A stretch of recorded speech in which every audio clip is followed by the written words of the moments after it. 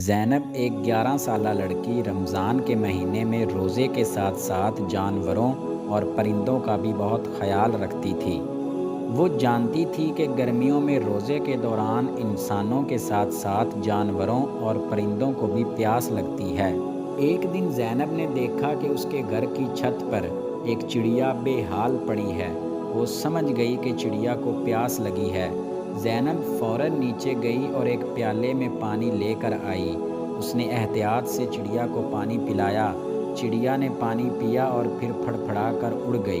زینب کو بہت خوشی ہوئی۔ اس نے سوچا کہ اگر ایک چڑیا کو پیاس لگ سکتی ہے تو پھر دوسرے پرندوں کو بھی لگتی ہوگی۔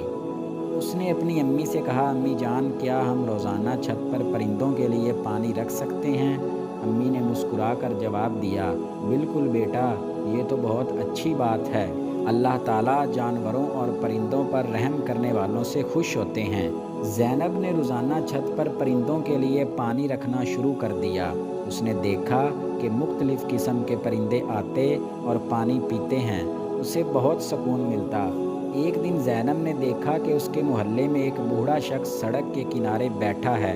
وہ کمزور اور پیاسا لگ رہا تھا۔ زینب نے اپنی امی سے کہا، امی جان، کیا ہم اس بوڑھے شخص کو پانی پلا سکتے ہیں؟ امی نے کہا، ضرور بیٹا، یہ تو بہت ثواب کا کام ہے۔ زینب اور اس کی امی نے اس بوڑھے شخص کو پانی پلایا اور کچھ کھانے کو بھی دیا۔ وہ شخص بہت خوش ہوا۔ انہوں نے زینب اور اس کی امی کو دعائیں دی۔ رمضان کے آخری دنوں میں زینب نے محسوس کیا کہ اس نے صرف روزے ہی نہیں رکھے بلکہ جانوروں اور انسانوں پر رحم کرنا بھی سیکھا ہے۔